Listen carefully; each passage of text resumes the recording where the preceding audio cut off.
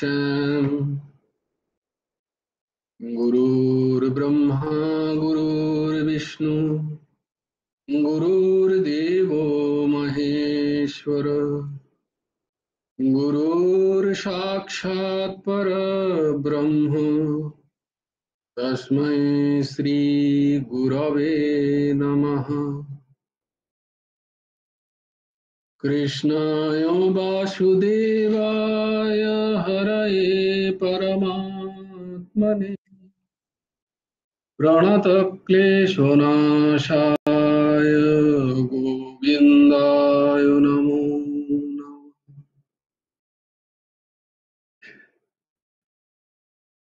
Krishnaya Vasudevaya Devaki Nandanaya cha Nanda Gopo Kumaraya Govindaya Namo Namaha Vasudevam Sutam Devam Kamshachanuramardhanam Devaki Paramanandam Krishnam Bande Jagadguru এবার শোনা যাচ্ছে মমিতা মা? হ্যাঁ, জয়গুরু Radhe sir, শোনা যাচ্ছে। নেটের প্রবলেম মনে হয়। আসলে মঙ্গলের চরণে মাঝখানে তো বলতে পারবো না, তাই জন্য বেশ আজকে আমরা অনেকদিন যে শ্লোকগুলো করছিলাম সেগুলো একবার করে নি। ধর্মক্ষেত্রে কুরুক্ষেত্রে সমবেতায়ুয়ুৎসব মামকাঃ পাণ্ডবশ্চৈব কিম অকুর্বত সঞ্জয় यत्र योगेश्वरः कृष्णो यत्र पार्थो धनुर्धरः तत्र श्रीर्विजयो भूतिर्ध्रुवा नीतिर्मतिर्मम यदा यदा हि धर्मस्य ग्लानिर्भवति भारत अभ्युत्थानमधर्मस्य तदात्मानं सृजाम्यहम् परित्राणाय साधूनां विनाशाय च दुष्कृतां धर्म संस्थापनार्थाय सम्भवामि युगे युगे कर्मण्येवाधिकारस्ते मा फलेषु कदाचन मा कर्मफलहेतुर्मा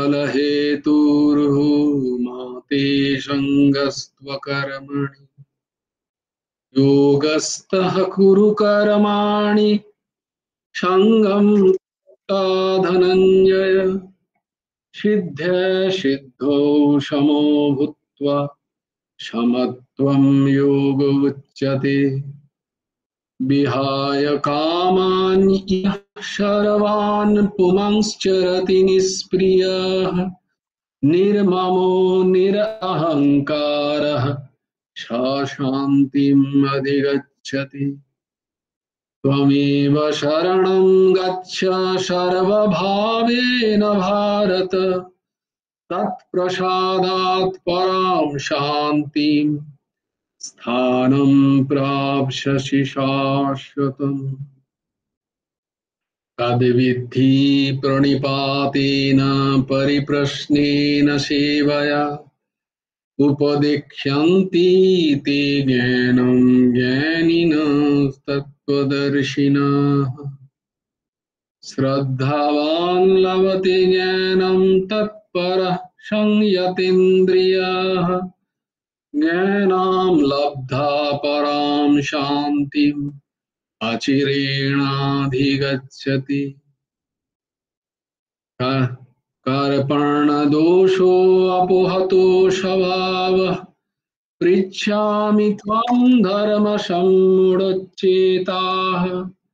यश्रेयः सन्निश्चितं ब्रूहि तन्मे শিষ্যস্তেহং সাধি মাম ত্বাং প্রপন্নম সর্বধর্মাन् পরিত্যজ্য মামেকং শরণং ব্রজ অহং ত্বাং সর্বপাপেভ্যো মোক্ষয়িষ্যামি মা শুচঃ।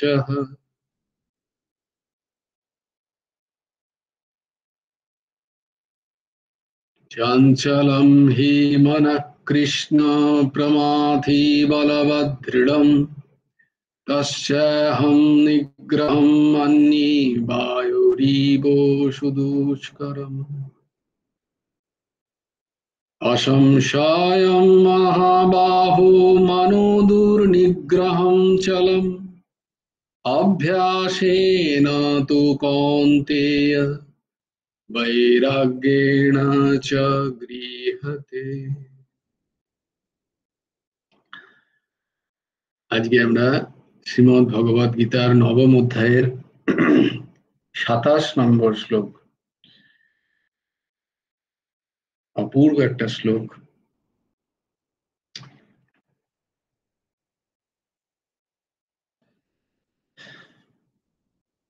যেন কর্মযোগের পরাকাষ্ঠা এটা। আমার সাথে সাথে তোমরা উচ্চারণ করো। ইয়ৎ করোষি যদশ্নাসি যজ্জুহোষি দদাসি যৎ। ইয়ৎ করোষি যদশ্নাসি যজ্জুহোষি দদাসি যৎ। ইয়ৎ তপস্যাসি কৌন্তেয় তৎ কুরুষ্ব মদর্পণম। यत् तपस्यासि कौन्तेय तत् कुरुष्व मदर्पणम्। यत् करोषि यदश्नासि यज्जुहोषि ददासि यत्।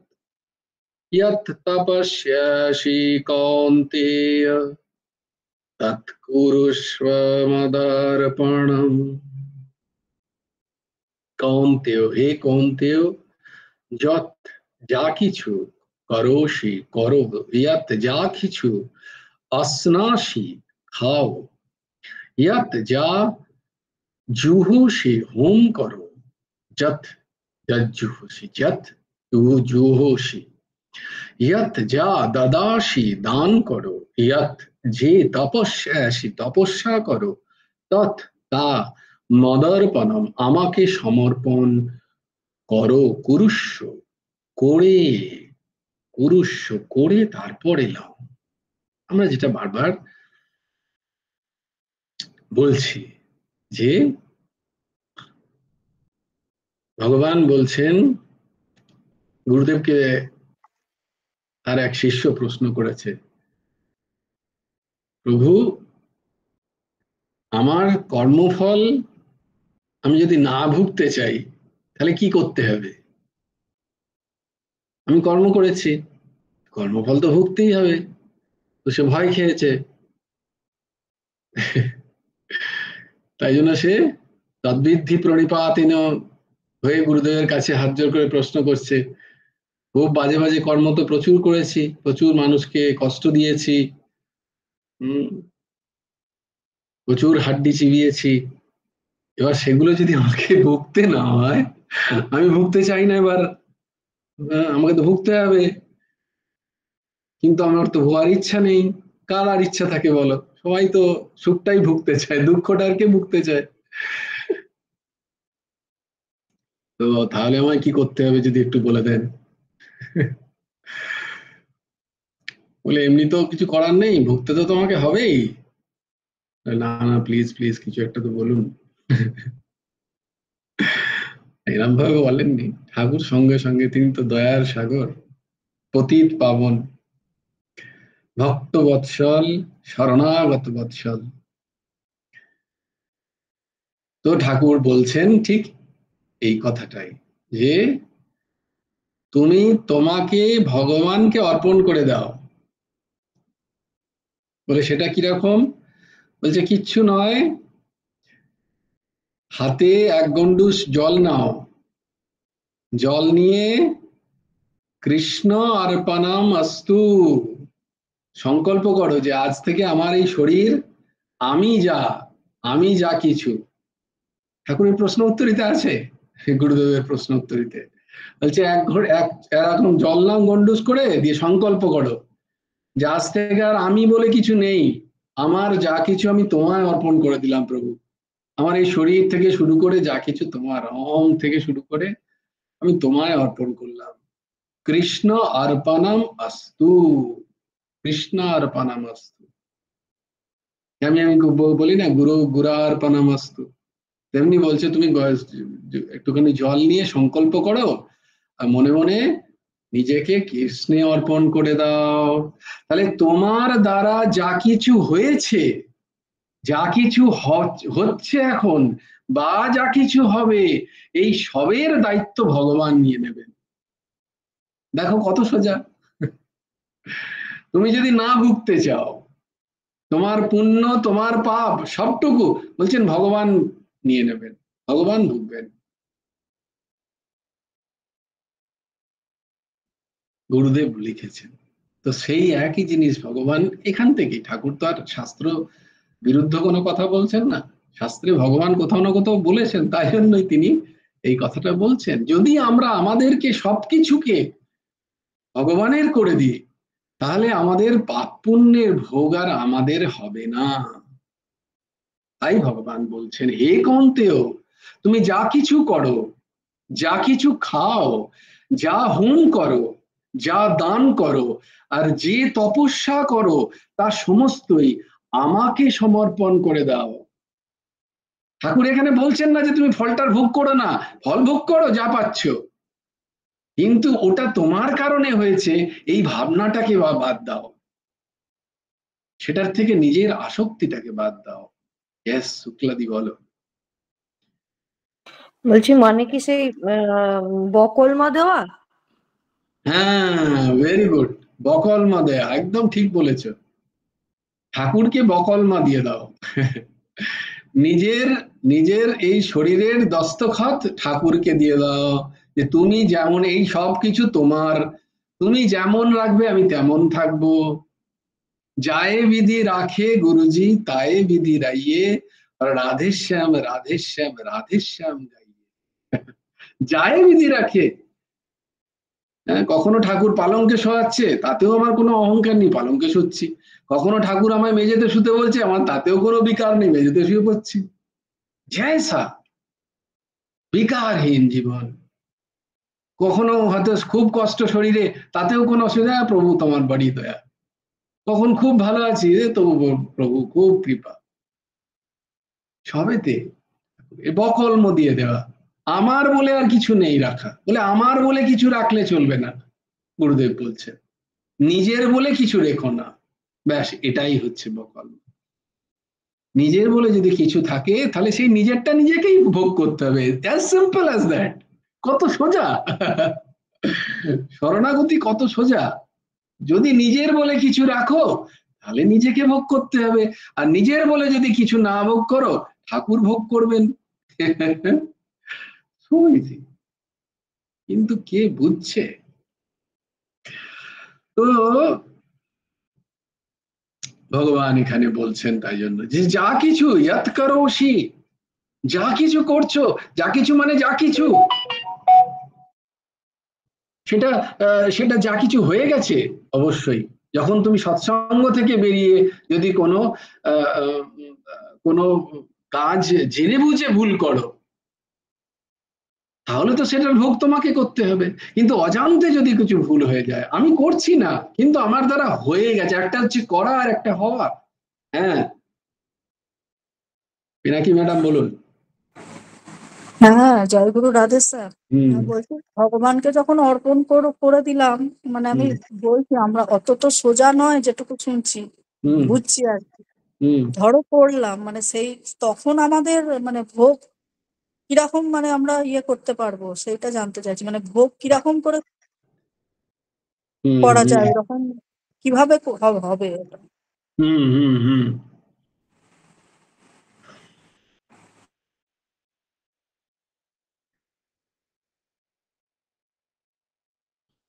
একবার একটি বাচ্চা ছেলে তার বাবার সাথে যাচ্ছে, তো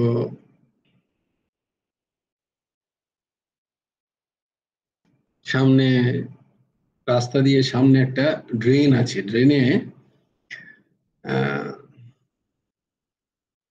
ড্রেনের ম্যানহোলটা তোলা আছে আর কি। তো সে দেখছে বেশ কিছু বাচ্চা আগে পেরোতে পারছে না, পেরোতে চাইলে পড়ে যাওয়ার সম্ভাবনা আছে ম্যানহোলে, মানে ভেতরে ড্রেনে। তো কিছু বাচ্চা ছেলে সেটা তুলে তোলার চেষ্টা করছে, তারা তো পাচ্ছে না, কি করব। এই যে ছেলেটি যে বাবার সাথে যাচ্ছিল, তোলা, তোরা পারবি না, আমি পারবো, কোনো অসুবিধা নেই, আমি এক্ষুনি করে দিচ্ছি। সে যখন তুলতে গেল, আর বাবা এসে তাকে হেল্প করলো, সে তুলে ঠিক করে দিল। তো এই হচ্ছে ভোগ। সে জানে তার বাবা তার সাথে আছে, তার বিশ্বাস আছে যে আমার দ্বারা তো হবে না, কিন্তু তার বাবার বলিয়ানে সে বলিয়ান, যে বাবা আছে, আমাকে ঠিক হেল্প করে দেবে, বাবা করে দেবে কাজটা, আমি তো খালি উদ্যোগ দেখাচ্ছি। তো এই ভোগটাও আমাদের এরকম হবে, যদি আমরা আমাদের সবটুকু অর্পণ করি ভগবানকে। ভগবান বলছেন আমি ভুগি আমার ভক্তের জন্য, ভগবান ভুগে নেন, ভগবান ভক্তের পাপ পুণ্য সবটুকু গ্রহণ করেন বলে। তখন কি, তাহলে আমরা তো দেখতে পাই যারা সাধু মহাত্মা, যারা এরকম অর্পণ করে আছেন, তাদেরও তো আমরা ভুগতে দেখি, তাদেরও তো শরীর খারাপ হয়, তাদেরও যন্ত্রণা, আমাদের আমাদের আমরা যে চর্মচক্ষে দেখতে পাই তারা প্রচন্ড যন্ত্রণা পাচ্ছেন, কিন্তু তাদেরকে গিয়ে জিজ্ঞেস করো, তারা বলবেন আমরা মহা আনন্দে আছি। এরকমই এক মহাত্মাকে জিজ্ঞেস করছেন একজন, খুব শরীর খারাপ তার, মানে তার মৃত্যুর 2-1 দিন আগে প্রচন্ড শরীর খারাপ, কথা বলতে পারছেন না, প্রচন্ড যন্ত্রণা। তো একজন গিয়ে বললেন যে মহারাজ কেমন আছেন আপনি? বলছে খুব ভালো আছি, দারুণ আছি। বলছে কিন্তু আপনাকে তো দেখে মনে হচ্ছে খুব কষ্ট আপনার শরীরে। বললো আচ্ছা আচ্ছা আচ্ছা, তুমি শরীরের কথা বলছো? হ্যাঁ, শরীরে অনেক প্রবলেম আছে, চোখটা টিপ টিপ করছে, মাথাটা ডিপ ডিপ করছে, পেটটা গড়বড় করছে, একটু যন্ত্রণাও হচ্ছে, পায়ে যন্ত্রণা, সারা গায়ে জ্বর আছে বোধহয়, তার একটা যন্ত্রণা। হ্যাঁ, শরীরের অনেক সমস্যা, যেখানে যেখানে গলায় ব্যথা, যেখানে যেখানে সমস্যা, সব তিনি বললেন। কিন্তু দেখো, এই হচ্ছে স্থিতি, বোঝাতে পারছি আমি? তো ভোগ তখন কি হয়, যখন আমি অর্পণ করলাম ভগবানকে, মানে তখন আর ওটা আমার জায়গা নেই, আমার জায়গা নেই মানে অহম আর নেই, তখন ভোগটার আমার হচ্ছে এই ভাব নেই তার। কারণ মূল ভোগটা কার হচ্ছে? শরীর জড়ো তারও ভোগ হয় না, আত্মা চৈতন্য তারও ভোগ হয় না, ভোগে কে? বারবার তোমাদের বলি, অহম ভোগে। সেই অহংটাকেই যদি আমি ঠাকুরকে অর্পণ করে দিতে পারি, তখন আর আমার কোনো ভোগ নেই। কোনো পুণ্য এলেও আমার কখনো পুণ্য ভোগের জন্য কোনো সুখ যদি আসে, তখনও আমার কোনো উৎফুল্লতা নেই, আমার কোনো মদমত্ততা নেই।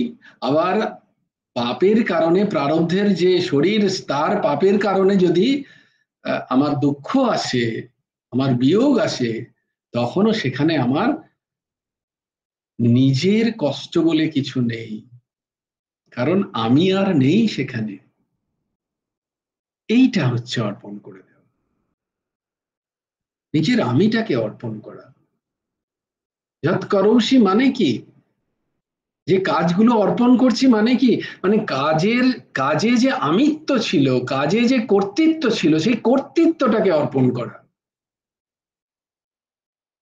কাজ তো এই শরীর দ্বারাই হচ্ছে, কিন্তু শরীর দ্বারা কৃতের যে কর্ম, সেই কর্মে যে একটা কর্তৃত্বের একটা ভাব থাকে, আমি কর্তা এই কাজের, সে পুণ্য হোক বা পাপ হোক।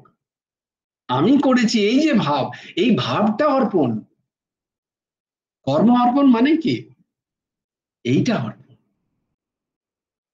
এইটা যখন অর্পিত হয়, তাই ওই কর্মের যা কিছু ফল হোক না কেন, তখন আর সেটা নিজেকে, অহংকে ছুঁতে পারে না। সে অহং যদি বর্তমানও থাকে, সে আর অহংকে এসে ছোঁয় না। অহং বলে আমি তো তোমাকে, আমি তো এর সবকিছু শ্রেয় ভগবানকে দিয়ে দিচ্ছি, এর মধ্যে আমার কোনো প্রাপ্তি নেই, নেগেটিভ অর পজিটিভ, যা কিছু আমার আর কিছু ভোগের নেই এখানে। ভোক্তা এখন ভগবান, আমি নই। আচ্ছা, ভাবটা কিরকম আসে তোমাদের বলে দিই। খুব সুন্দর একটা প্রশ্ন, যেটা কিভাবে আমরা করব। যে ওই যে প্রত্যেক কাজের যা কিছু ফল, আমি যাকে আমার ইষ্ট, আমি ধরো আমার গুরুদেবকে মানি, তো আমি এটা মানি যে আমার কোনো কর্ম গুরুদেবের ইচ্ছা ব্যতীত হয়ই না, কারণ আমি তার দাস। আমি অন্য কারুর দাস নই এখন আর, আমি গুরুদেবের চাকর এখন। তাই আমার যা কিছু হচ্ছে না কেন, আমার দ্বারা কোনো কোনো কোনো ঠিক কাজ, ধার্মিক কাজ যা কিছু হচ্ছে না, বা আমার প্রারব্ধের কারণেও কোনো ফল, কোনো স্থিতি, কোনো ব্যক্তি আসছে না কেন, আমি মনে করি যে এটা গুরুদেব দ্বারাই প্রেরিত। ব্যাস, বাত খতম। এইটা এইটা হচ্ছে স্থিতি। তখন আর আলাদা করে অর্পণ, আমি তো অর্পণ করে দিয়েছি নিজেকে। আমি যখন নিজেকে অর্পণ করে দিয়েছি, আমি জানি তিনি সমর্থ, তাই আমার যা কিছু হচ্ছে না কেন জীবনে, তা আমি জানি যে গুরুদেব প্রেরণাতেই হচ্ছে, প্রদত্ততেই হচ্ছে, এবং তাতে মঙ্গল আছে। যদি সেটা আমার মনের বিপরীতে হয়, যদ্যপি আমার মন টিকে আছে এখনো, অহং টিকে আছে, শরীরের ভাব টিকে আছে, নেই যে তা নয়, আমার শরীরের ভাব নষ্ট হয়ে যায়নি, তাহলে তো মহাত্মা হয়ে যেতাম। অহং টিকে গেলে তো সংসারই থাকতো না, আমি তো জড়ো হয়ে যেতাম। অহং যদি না থাকতো, তুমি সংসারে কোনো কাজই করতে পারবে না, সংসার শূন্য তোমার কাছে তখন। কিন্তু সংসার আছে, থাকা সত্ত্বেও আমি কাঁচা আমিটাকে আমি ঠাকুরের করে দিয়েছি। তাই এখানে যা কিছু হচ্ছে না কেন, তখন আর আমি কিছু কমপ্লেনও করি না, নাই আমি কিছু ক্রেডিট নিই। যদি কিছু আমার বিপরীতে হচ্ছে, আমি কাউকে কিচ্ছু বলি না, আমি জানি যে আমি তো অর্পিত প্রভুর শ্রীচরণে, তাই এটা প্রভুর ইচ্ছাতেই হচ্ছে। এই হচ্ছে ভাব। এই যে যেটা তুমি জিজ্ঞেস করছিলে, তার ভাবটা হচ্ছে এই, স্থিতি এইরকম আসতে হবে যে না, আমার দ্বারা হয়নি এটা, ঠাকুরের কোনো মঙ্গল বিধান আছে, তাই এটা হচ্ছে আমার সাথে। সে ভালো হোক বা খারাপ, স্থিতি আমার মনের অনুকূলে হোক বা প্রতিকূলে, ব্যক্তি আমার মনের অনুকূলে আসুক বা প্রতিকূলে, যাই আসুক না কেন, আমি জানি ঠাকুর এসছেন ওই রূপে। তার ইচ্ছা বিনা আমার জীবনে একটা সেকেন্ডও কোথাও চলে না। এই হচ্ছে ভাব। তা বলে কি আমি আমার কাজগুলো করছি না? হ্যাঁ, সব করছি, বরং আরো ভালো করে করছি, কারণ আমি জানি এটাও তারই কাজ, আমাকে ভালো করে করতে হবে। কারণ তিনি দেখছেন আমি তার দাস। তাই যা কিছু এই কাজ আমার জীবনের, সবকিছু দাস ভাবে তার কাজ, আমার আর কোনো কাজ নেই। আমি তো দাস খত লিখে দিয়েছি, বকলম দিয়েছি। তাহলে এর মধ্যে আমার তো আর কোনো কাজ নেই। তাহলে যা কিছু আমার কাজ হচ্ছে, কি কাজ? প্রারব্ধ বশে যা কিছু পেয়েছি আমি। আমার উদ্যোগ পরায়ণতাও জানবো যে আমি ঠাকুরের প্রেরণাতে, আমার পুরুষকারও ঠাকুরের প্রেরণাতে। তাতে কি সাফল্য এলো বা এলো না, এতে আমার দেখার প্রয়োজন নেই, কারণ সেটাও ঠাকুরের দেখার কাজ। আমার উদ্যোগও ঠাকুরের, উদ্যোগের দরুন যে ফল, সেটা ঋণাত্মক বা সদাত্মক যাই হোক না কেন, সেটা ঠাকুরের। আমি কেন এর মধ্যে মাথা গলাই?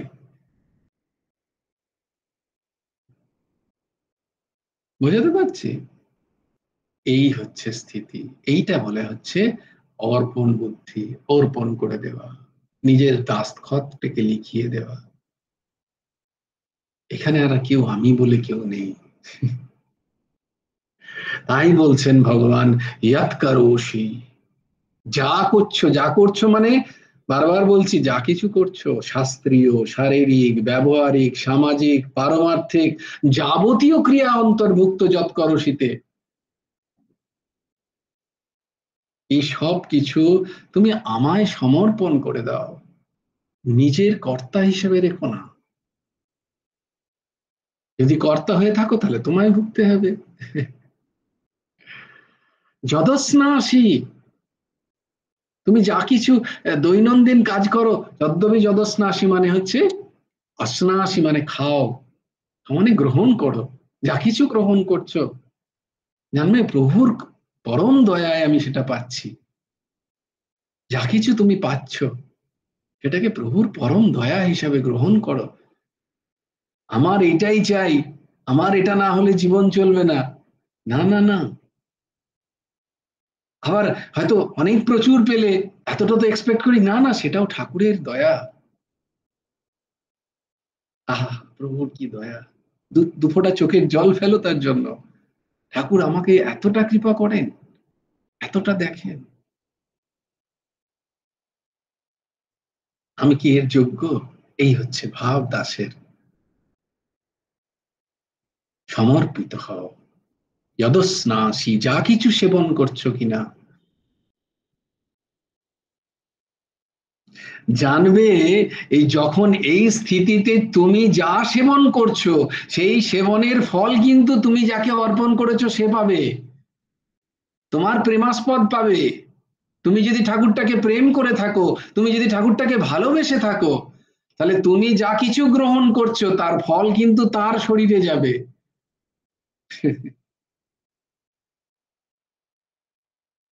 এর অনেক উদাহরণ আছে, ভক্তের উদাহরণ আছে। ঠাকুরকে অর্পণ করে জেনেছে যে খাবারে বিষ আছে, বলে আর কিছু করার নেই।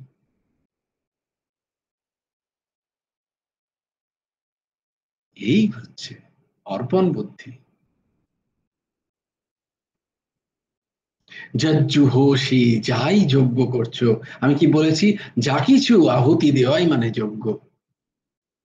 এই জীবনে সবকিছুই তুমি আহুতি দিচ্ছ, নিরন্তর তুমি শ্বাস প্রশ্বাস আহুতি দিচ্ছ, তোমার সময়কে আহুতি দিচ্ছ, এক একটা সেকেন্ড তোমার জীবন যজ্ঞে কাজে লাগছে। তুমি আহুতি দিচ্ছ কি দিচ্ছ না আমাদের সেই বোধ নেই, আমরা নিরন্তর যজ্ঞে।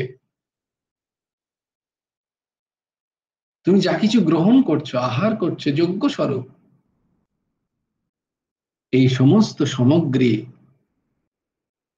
তা ভগবানকে অর্পণ করে পাও, ঠাকুরকে অর্পণ করো। যা কিছু দান করছো তাতে নিজের কর্তৃত্ব রেখো না, এমন দান করো যাতে বারবার বলে যে ডান হাত যদি দান করে বাঁ হাত যেন জানতে না পারে। তার মানেটা কি? মানেটা হচ্ছে যেন আমার নিজের অন্তরও যেন এর কর্তৃত্বের অধিকার না নিয়ে বসে, যে আমি দান করেছি, আমার জিনিস আমি দিয়েছি, এই ভাব থেকে সম্পূর্ণ রহিত হও। ঠাকুরের বড় কৃপা, ঠাকুর ওই রূপে এসে আমার কাছ থেকে নিয়ে গেছেন। হ্যাঁ, উচ্চসীমা বলো। হুম,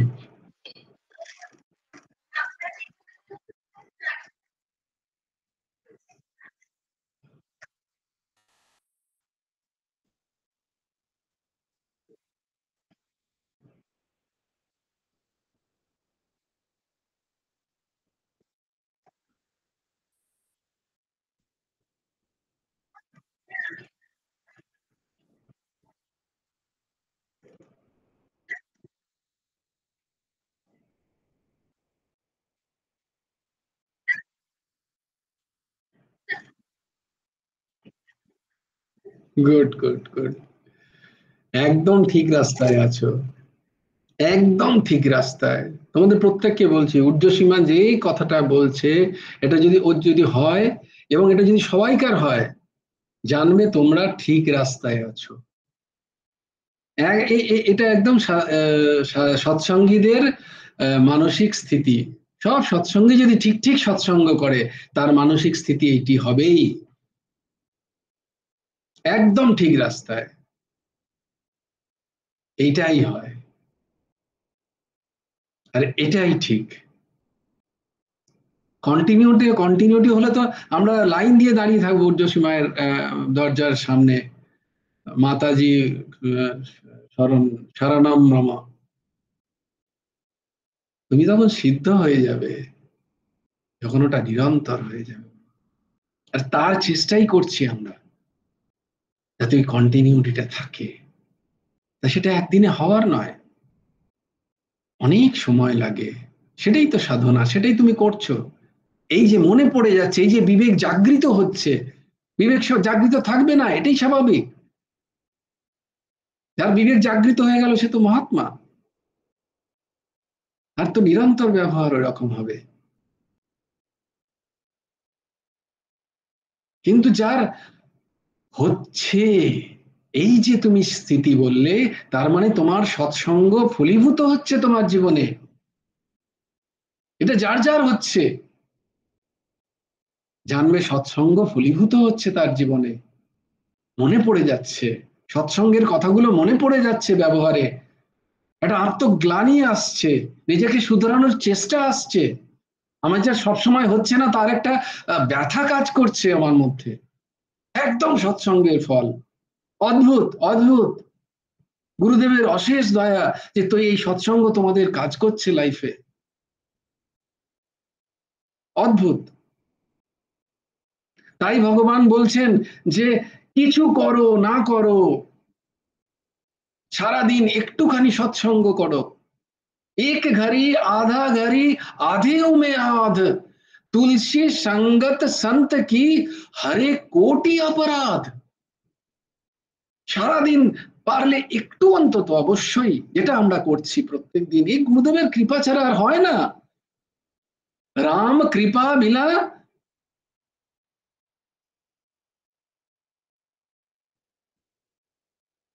बिना सत्संग बिनु सत्संग विवेक ना होई, और राम कृपा बिना मिले ना सोई।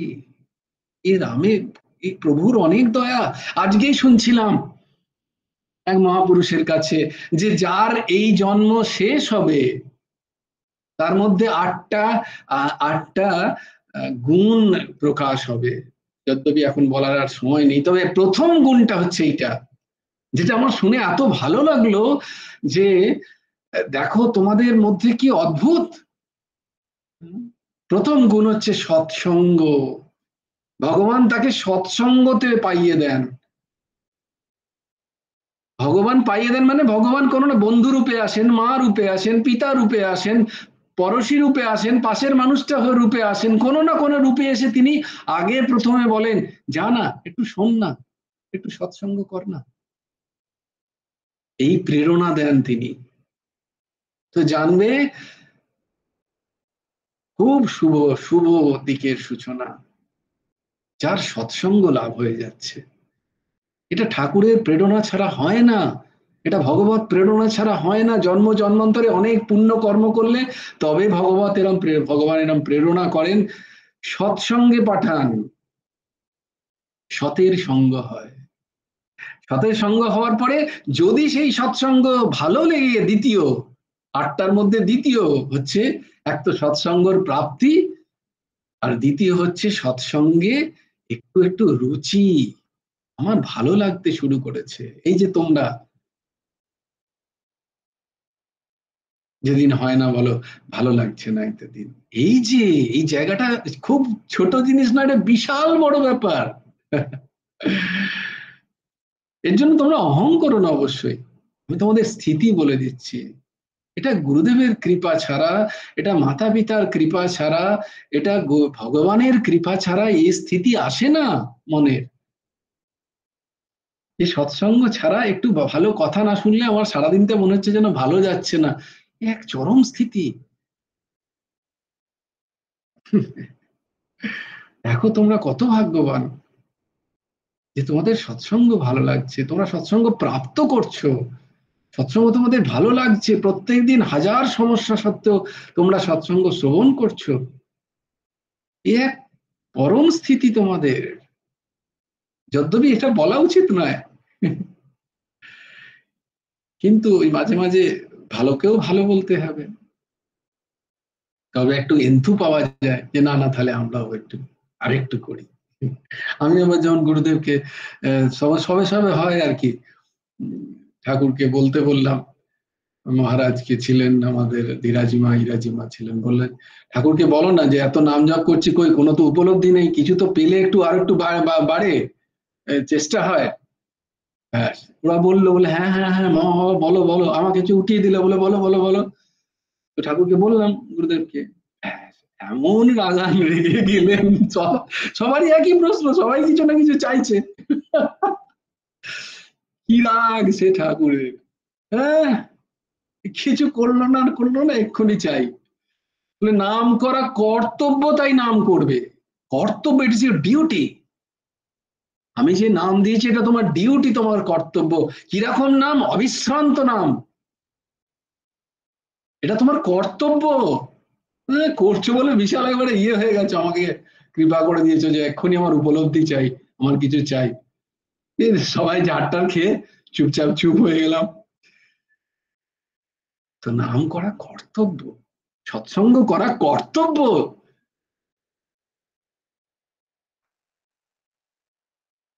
ডিউটি। হ্যাঁ হ্যাঁ দিদি বলো। জয়গুরু রাধে স্যার। জয় গুরু রাধেশ্যাম দিদি।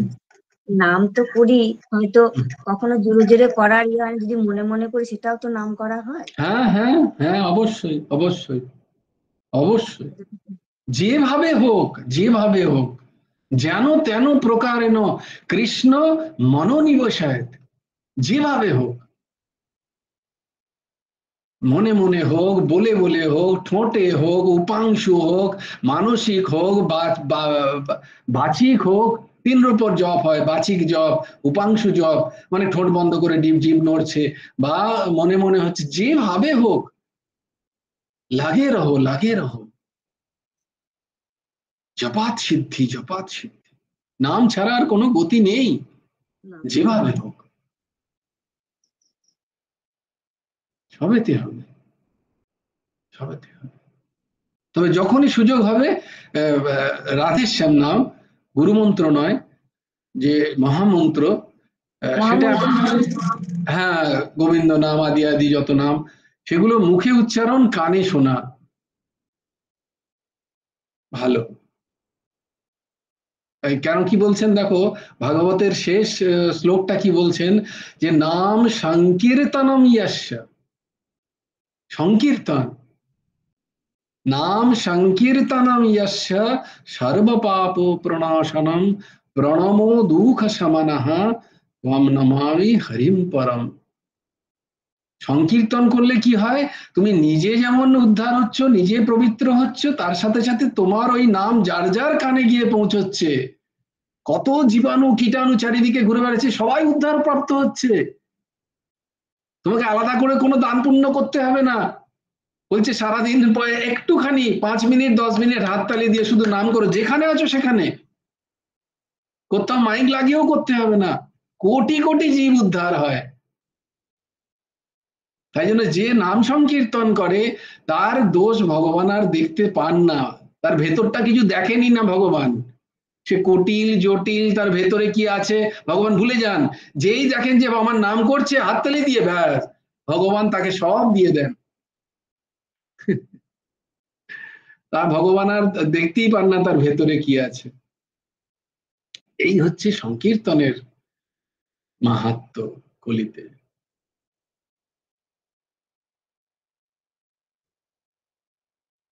তো আমাদের এই রকম স্থিতি, ভগবান বলছেন যা কিছু করছো সেখান থেকে যদি তোমার তার কর্মের ফলের ভোগ যদি তোমার না করতে হয়, তাহলে সবকিছু ভগবানকে অর্পণ করো, সব ঠাকুরকে অর্পণ করো।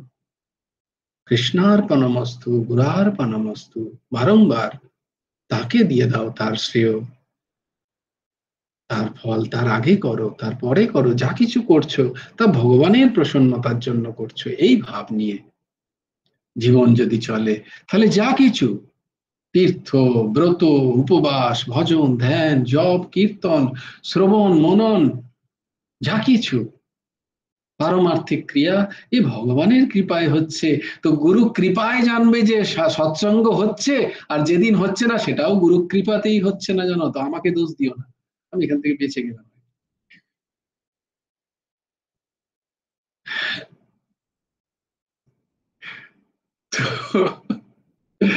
তো বলছেন সমস্ত ভগবানকে অর্পণ করো, যা কিছু শাস্ত্রীয়, যা কিছু শারীরিক, যা কিছু সাংসারিক, যা কিছু উপার্জন, যা কিছু তোমার দৈনন্দিন কর্ম, সবকিছু ভগবত প্রসন্নতায় করো, এর দ্বারা ভগবান প্রসন্ন হবেন। আমি কোনো একটা কাজ করছি, তাড়াতাড়ি করে নি, যাতে আমি একটু নাম করতে পারি বসে, যাতে ভগবানের সামনে গিয়ে একটুখানি পাঠ করতে পারি, যাতে আমি গীতা ক্লাসে ক্যামেরা অন করে থাকতে পারি। তো